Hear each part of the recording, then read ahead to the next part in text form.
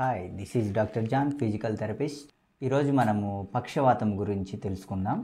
పక్షవాతం వచ్చిన వాళ్ళకు ఫిజియోథెరపీ ఎలా చేయాలా, వాళ్ళు తీసుకోవాల్సిన జాగ్రత్తలు ఏంటివి? Hand position, leg position. Hand position అనేది చెస్ట్ మీద పెట్టుకోవద్దు. ఈ చెస్ట్ మీద పెట్టుకోవటం వల్ల రిస్ట్ టైట్నెస్ వస్తుంది, at the same time biceps కూడా టైట్నెస్ వస్తుంది. ఈ రెండు టైట్నెస్ వల్ల ఏంటంటే హ్యాండ్ మూవ్మెంట్ అనేది త్వరగా రాదు.